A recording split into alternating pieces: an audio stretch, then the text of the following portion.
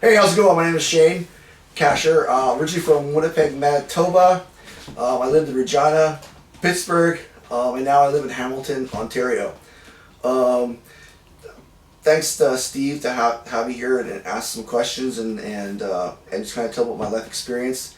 I think this kind of stuff's really important. I think the history needs to be documented because I think these subcultures that we've been in and invested our blood, sweat, tears into need to be documented for later generations to know kind of what we did, what we created, what we broke down, and what we made better. For me, obviously I've been involved in the skinhead subculture since Winnipeg, since 1986. I play guitar, bass, drums. I've been in a load of bands. Influences, I'll talk about later. But just I'm happy to be here in Hamilton and to really enjoying the people and the music scene and the subculture that exists. I'm also known as DJ Boss Chops. Been primarily a reggae DJ, playing reggae, rocksteady, soul. I think probably one of my things I'm more proud of because I think I'm bringing back a lot of music that's been forgotten. Certainly a lot of cities and towns I've been throughout the world. Everyone knows punk and everyone knows oi and hardcore, but people have forgotten the root where the subculture came from. That's reggae. And so it's been fantastic to see new faces get turned on to new or old bands, but for them to hear them for the first time and having them go back and figure out who these artists are and how this music shaped our subculture.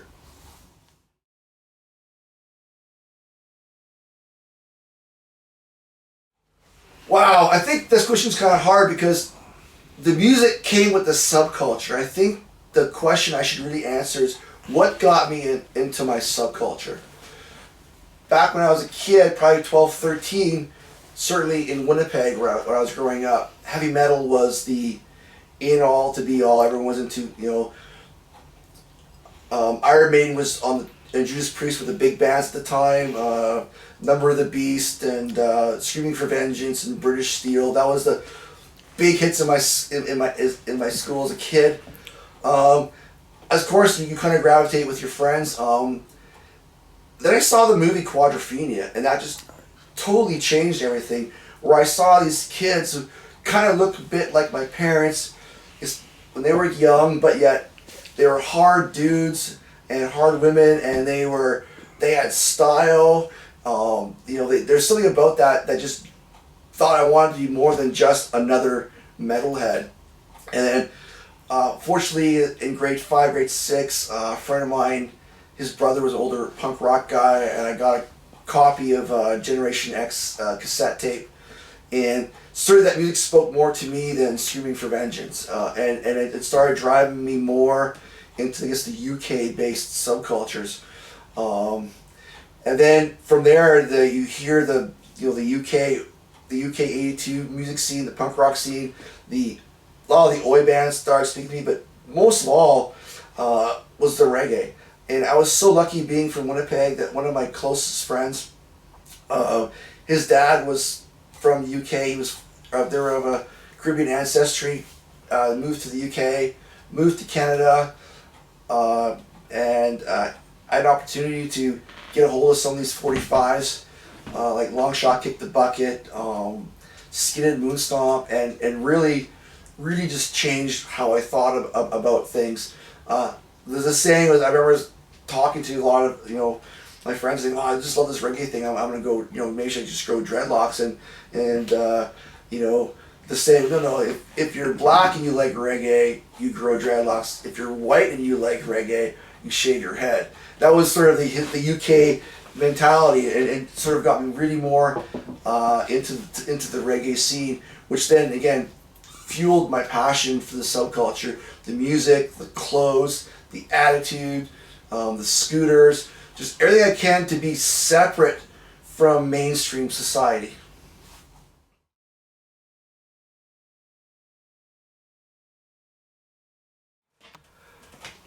Great question. Influences. I think there's influences as far as music, but you can't negate the influences that you had from other people that made you who you are as a person. Certainly when it comes to my personal development as a human being, I can't deny the role that my martial art teacher, Nick Grayson, had in my life. I've known him since I was 18, and really, when I met this man, I was a boy, and after I left working with this man, though I still talk to him every day, or I still talk with him regularly, I became a man. My teacher, Nick Grayson, he was Inside Kung Fu Man of the Year in 2000. He's the teacher, or the top student of Bosa Mark. Her son is pretty famous. A lot of people, they watch Kung Fu movies. Her son is Donnie Yen. And martial arts has been a very long journey for me. I've been to China many times. 我可以说普通话. I can speak some Chinese, obviously, being around that and studying it in university. But that really brought me to my understanding or my acceptance of Taoism, which, for people who don't know, it's a Chinese religious system where we acknowledge that we're under the influences of yin and yang, this dualistic spinning function where there's good and there's darkness, and yet we need both to keep us within harmony. And so I've always strived for harmony as me as a human being, which allows me, again, I think, to explore music in a different way because I have this belief. Musical influences are obviously really important. I think musically, probably the one band that made me really want to play guitar a lot was a band called Menace. When I first heard Last Year's Youth,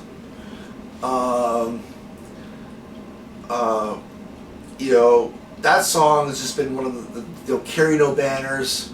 I mean, obviously there's the GLC, that's the big one, but I think you go through the Menace 7 inches, you just go, wow, what amazing guitar work, what great anthem-like vocals, and you know that Menace in 77 was laying the path for Oi.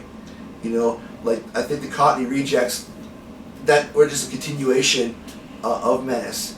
And I would throw Slaughter and the Dogs there as well.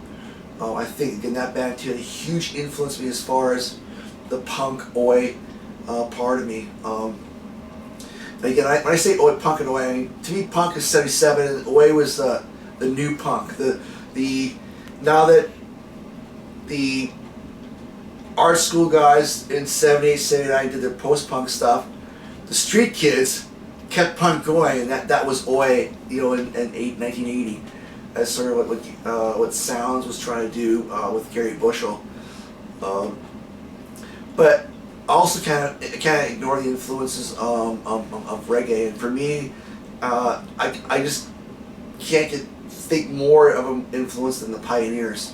The harmonies, the beat, the power, unreal. If you want to see the Pioneers at the best, go to YouTube, Google Pioneers Wembley 1970, and you will not see a better performance and power of reggae. That performance still, I look at maybe once a month still. Since YouTube's been available, I check that jam out. It's unreal. Of course, the bigger names like Toots, Desmond Decker, Prince Buster, huge names in reggae that had massive amounts of influence to me. I think the first time I saw Skinhead Moonstomp, and when I heard that, it was like hearing these Jamaican dudes singing about me. Just still to this day makes me just say, fucking rights, I'm still part of this. This is still who I am. And I can be other things and do other things in life, but when it comes to my core, Skinhead Moonstomp still resonates to me as it did when I first heard it when I was 16 years old. It still has that power. Other influences, definitely education. I mean, as a kid growing up, I come from a very poor family in Winnipeg. We didn't have much. So education was my only way out of poverty. Fortunately and proud of being a Canadian living in Canada, the government will lend you money to go to school. And I took every opportunity to do that. And I can't underestimate my professors and my mentors had on me in like me becoming a physiotherapist and then going to grad school and becoming a scientist and doing research. That still part of me. That still influences me. I think even in music, that whatever I do, I must be the best at what I do. I have to give everything I possibly have because A, the people who are paying for anything that I do deserve my best, and two, to be able to speak my truth in a way that's succinct and honest and authentic. That's hard to do. So again, my influence is definitely my martial art teacher, definitely the music and the bands that influenced me to want to play, and definitely my education that led me to look at the world in an objective way that makes sense so that I can move forward and be the best Shane I possibly can be.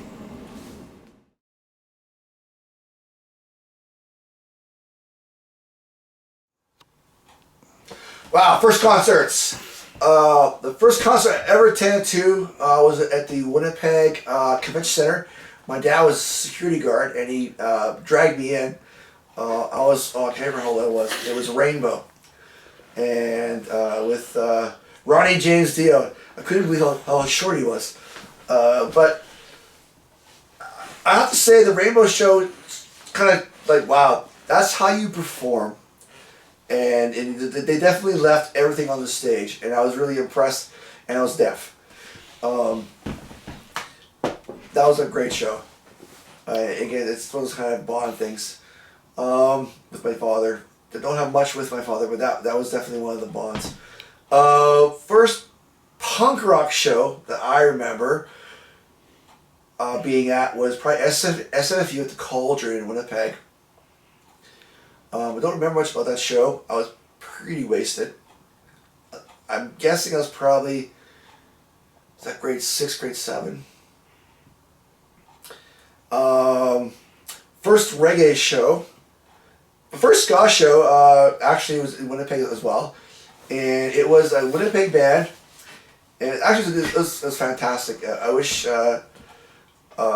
people here in Hamilton would appreciate what we did in Winnipeg, because we did some cool shit in Winnipeg. It was a band, actually the singer of the band lives in Toronto now. He's one of the big scooter guys named Keith Williams. And his band was called the Operatives, and they were just a two-tone cover band. It was at a warehouse for St. Patrick's Day, and we just got wasted on Dr. McKillicuddy's schnapps. That was a fantastic show. The first two-tone band I ever saw live was Bad Manners. I had an Oi band, and we were called Turnbull ACs at that time, and we opened up for that show. That was a fantastic show. Bad Manners, and the guitar player from Bad Manners, he used my guitar amp, and I never wanted to sell the amp. Like, the original guitar player from Bad Manners played on my guitar amp. How could I ever sell this? This is like awesome. The best part of the show, though, was a whole rugby team came to the venue was called the Le Rendezvous. A whole rugby team showed up at the venue, and then after the show, there's a massive fight in the parking lot between the skinheads and this rugby team, and it was kind of half and half. But then Fatty showed up sort of kind of on the balcony because the Rendezvous was kind of a multi-layered venue on the balcony. And he started screaming out the skins, go skinheads, and it was like this magical force took over, and we just definitely housed that rugby team. That was pretty awesome.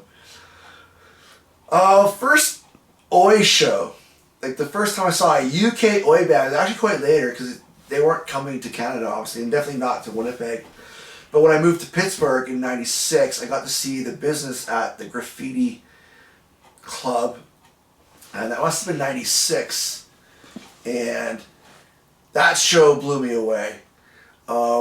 fortunately, I got to have a few pints with Mickey at the bar because I drove down.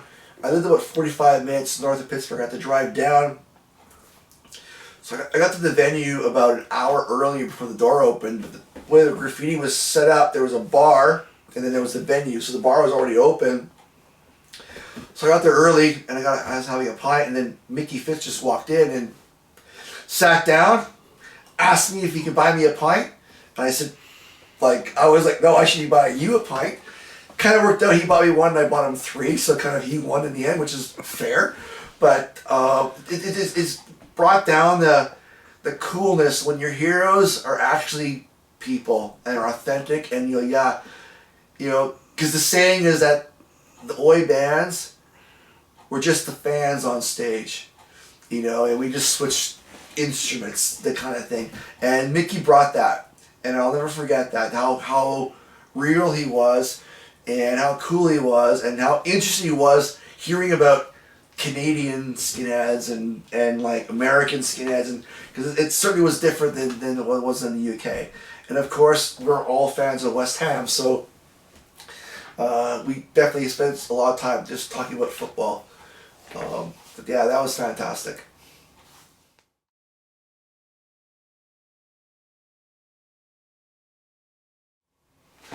Favorite show? Man, I can't put that down just to one. I know I probably should, but because that's what the question was. But for like punk rock, I just cannot believe the energy, the power, and the sound and the emotion with the Cockney Rejects show at this in Hollywood. That show was fantastic from beginning to end. I was so blessed that I got to play that show with the Strike at the time, and we played with them both in Toronto and in Hamilton. The Hamilton show was so real. It's just a small venue. We all knew all the lyrics, all the songs. I didn't see any kind of bullshit. And after the show, the band stayed and we talked with them for hours. I got to talk to Sticky Turner. I got to talk to Vince. I got to talk to Mickey Gagas. I got to talk to my heroes again, and they just didn't disappoint. They were just true human beings, and again, I can't mock a band that likes West Ham. What can I say? I wore this shirt today for a reason. For Oi, that was probably the top. That was my top show. Now for reggae, I have to admit, seeing Toots and the Maytals in 2000 at the West End Cultural Center in Winnipeg was fantastic. That band was unreal. Toots was on fire. His backup band was unreal. The sound was unreal. The crowd was unreal. It was just a show that just kind of just blew me away. I also got a chance to see the Skylights in Pittsburgh, again at Graffiti. I believe it was Graffiti. And it still had 60% of the original lineup, and the sound and the energy was unreal. Same with the Specials. That was at Graffiti for sure in Pittsburgh. I saw the Specials, and that was 96, 97.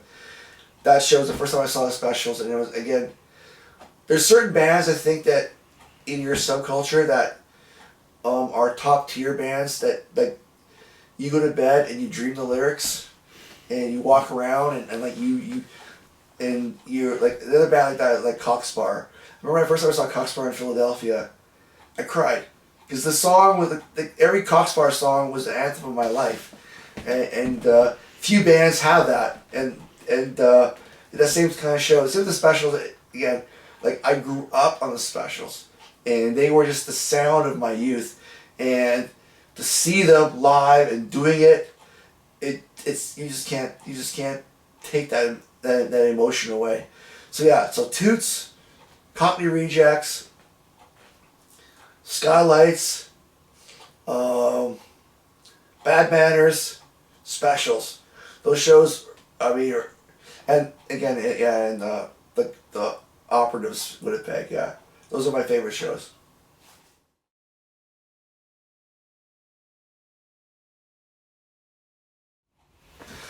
My bands, wow. I started playing guitar really early. My adopted father used to play in a band called the Deltones, which was a backup band for Dick Dale. So any surf rock guys, or my dad was on the first single, Let's Go Trippin'. So I learned to play really early. The first song I ever learned to play on the guitar was Sunny Catalina. And that we'll leave that there. But my first band, I was 13. This is we were in Minnetonka Junior High School, not junior high, Minnetonka Elementary School, and we were called Nightmare with a K. That's so metal. And we just basically did. We just covered Killer's album pretty much, The Drifter and that kind of stuff, and that only lasted for a summer, and then everyone kind of broke off their own ways. Probably not until about 17, 18 I started playing Oi, and our first band was called. Well, we never played any shows, but we were called Vimy Ridge, and that just we played like in my garage, and then we sort of evolved to The Boys. That was the band that opened up for Bad Manners. That was 1989.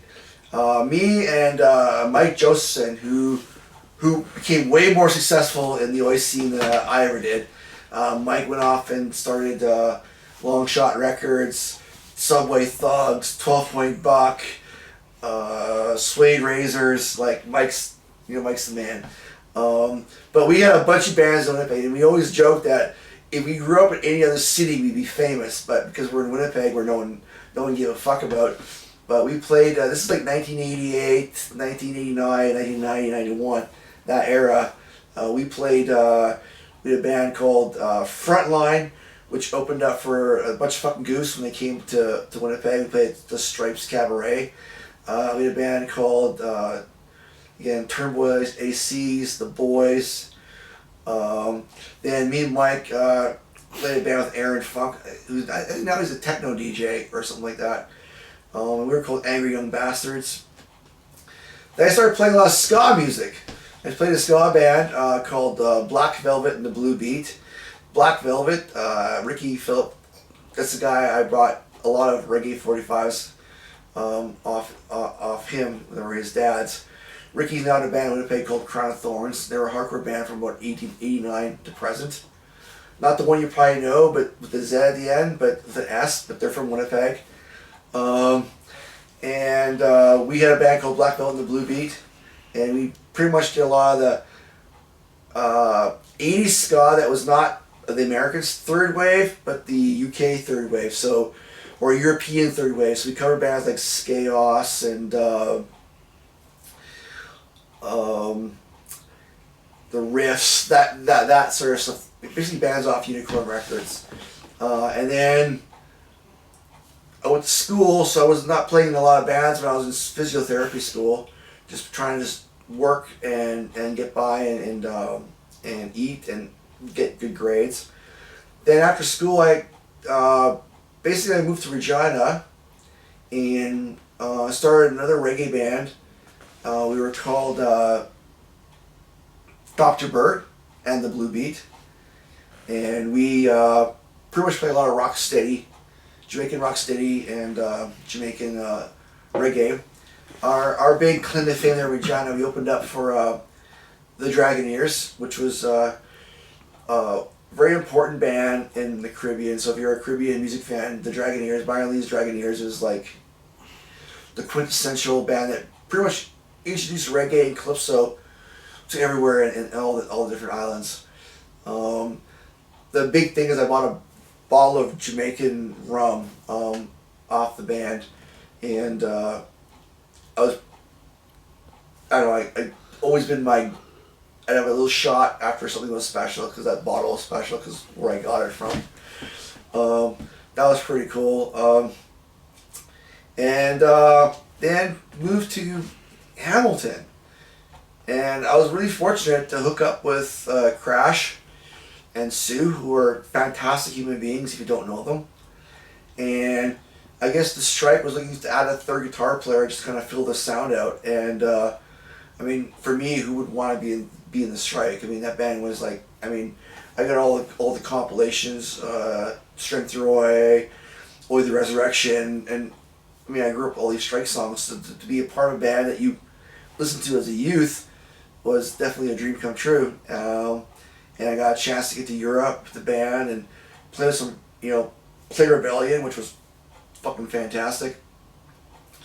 And then it was funny because all of us in the band, I mean, we were definitely true fans of music, because like I think we're all seeing 9 to 10 bands a day at Rebellion, because there's so much good stuff there, and never mind playing. I think I had more fun seeing bands than I did playing that show. That show was pretty awesome. Certainly, I almost equate it to like a Pentecostal when you're on the stage in England playing Skinhead by the Strike and seeing 2,000 people pounding their fists, screaming Skinhead. It was like being in church for me. It was definitely one of the best moments of my life. I can't deny that. Currently, I'm not playing in the band. I definitely want to start playing again. I think going to Europe would be kind of cool. Also, I can't forget though, in Regina, I started a band called Bats Out. I met a few guys there, and I said I really want to play. I was already playing reggae, but I really want to start playing Oi again. And so I got a few guys, which was hard to find people who want to play Oi in Regina. But we found a few, and we got a 7-inch out, and we got a song out on I think Oi's Street Punk. I think it was volume 4. But again, I owe that to my friend Mike, because Mike is awesome, and he just said, "Yeah, Shane, I'll do it for you." So I owe him for that. But yeah, I'm not playing now. I didn't want to play again. So maybe PM me and if you want to play some. If you're out there, you want to play some Oi, or some reggae, or some ska. You can PM me, and I want to do something.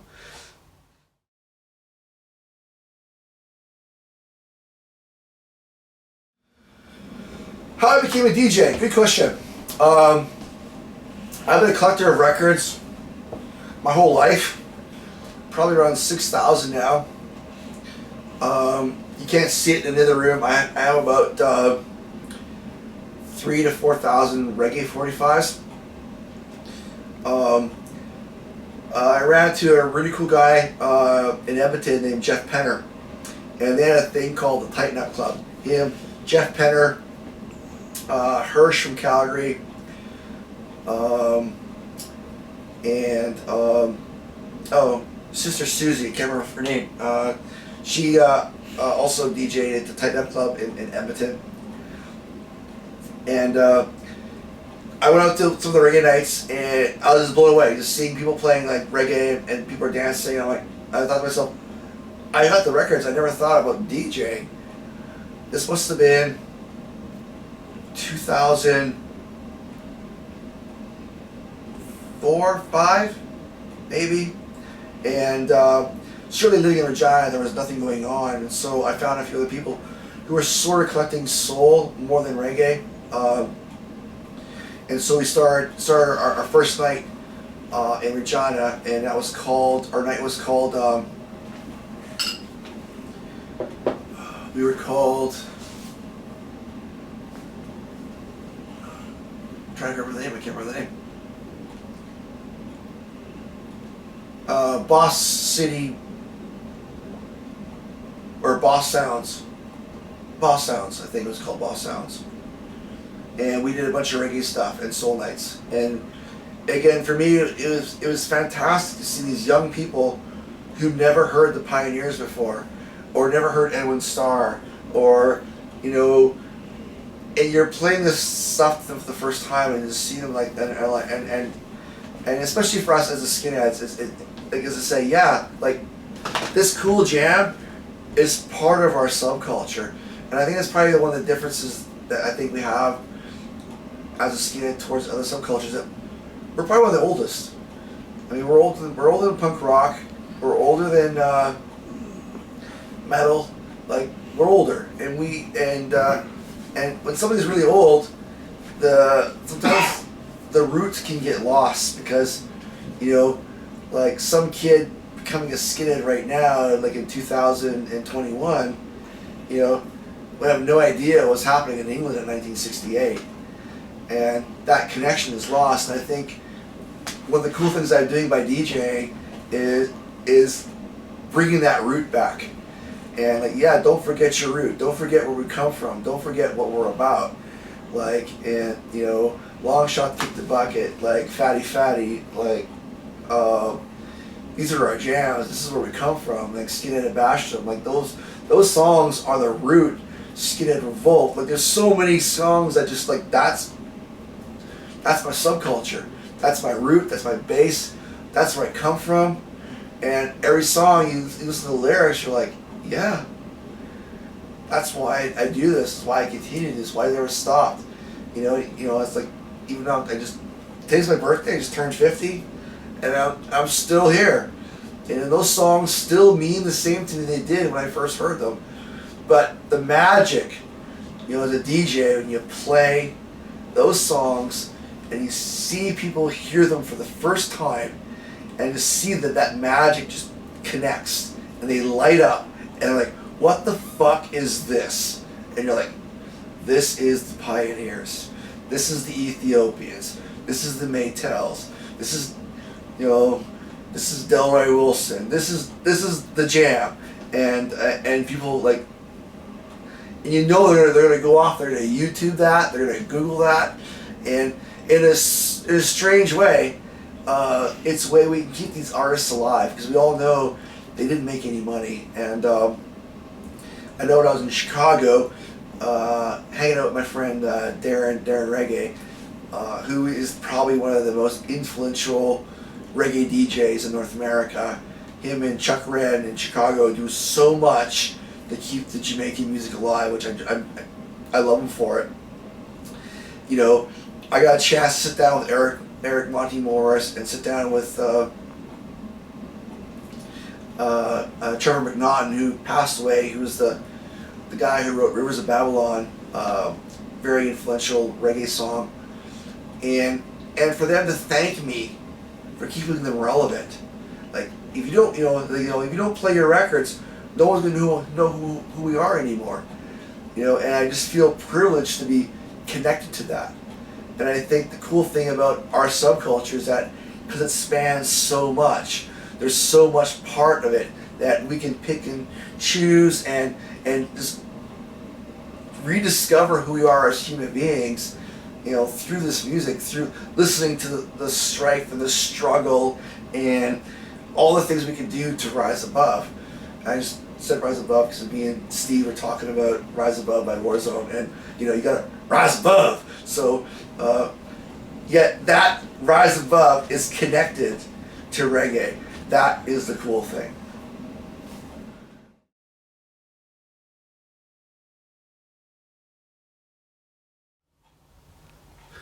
What do I love most about being a musician? I think the creative aspect of it, being able to write a song that inspires others. I've always been a fan of bands that song about the life that I'm living, as opposed to bands that sing to tell me how I'm supposed to live. And so bands like Coxbar and Rejects, Sham, those bands just really that's my life. That's my struggle. I'm living it. You know, 5446 by Two Maytals is about, that's his prison number. You know, I've been locked up. I understand that struggle, and I always, in my music, I've always tried to convey that struggle between not wanting to be in society, because I think it's all a bunch of bullshit, and being who I am and being honest to myself. But at the same time, you gotta eat, because if you're completely released or absolved from society or responsibility, well, you're gonna starve. And I'm a person that, again, I couldn't take money from the government. I got too much pride for that. So you struggle that line of, you gotta be part of the system enough to live, but yet you don't want to conform. And so my music always tried to convey that struggle, That part I loved. Things I always hated was I've always hated politics. I hate politics. Politics divides human beings. And I think as a musician, we're striving to bring us together. And I think those two sometimes, it's a conflict between them. Some bands can do it really well, and some don't. And I decided never to sing about politics because I don't trust politicians. I never have. I just rather sing about, as a musician, I can say working class, oi oi oi, or I can sing about the pain in the ass when the alarm clock goes off at 7 o'clock in the morning and I have to get up to go to work. One sings about what it's really like to be a working man, and one's just talking about it. I'd rather sing about and create stuff that captures the essence of what it's like to earn your living. What I hate the most, again, besides politics, I hate just the having to get along sometimes with people. Other bands that might not like you. Sometimes just the ins and outs of having to be in the same room with the same people all the time can sometimes be hard.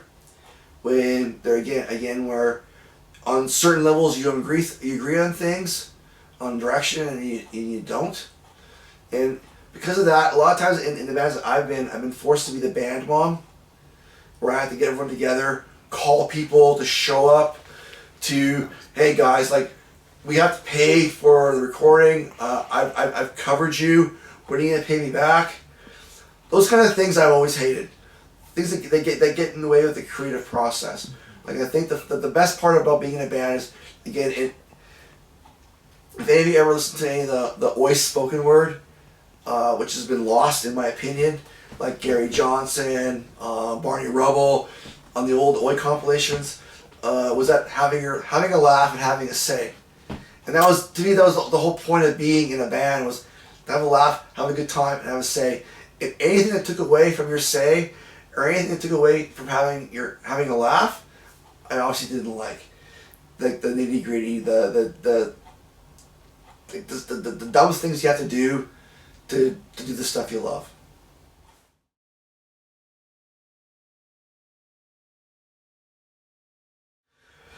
My most useless talent. I wouldn't say it's useless, but it's certainly not relevant a lot of times. I have a pretty good, almost photographic memory when it comes to history. So lots of times I'll be hanging with Rose, my wife, who I absolutely love dearly. Things will come up, I'll say, in 1939, blah, blah, blah, and she's like, who cares? I'm that guy. I just find history fascinating, and I'm always studying it. I'm always learning. I just think that, again, one of my martial art teachers, that what influence, had a saying, is that if you want to, as you grow as a human being, always look back to your old lessons to get new meaning. And I think history is a perfect example to look back at history to get new meaning, to understand what's happening in the present. So I don't think it's useless, but lots of times I don't think people want to hear me say, well, that's actually historically incorrect, and actually in 1929 this is what happened, and people kind of look at me like, okay, Shane, maybe you should just have another joint or have another beer, but just stop talking.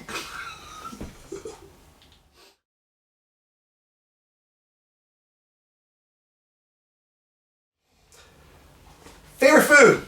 Easy one, pizza. And just for the record, if it's not from New Jersey and not from New York, it's not pizza. Sorry, guys.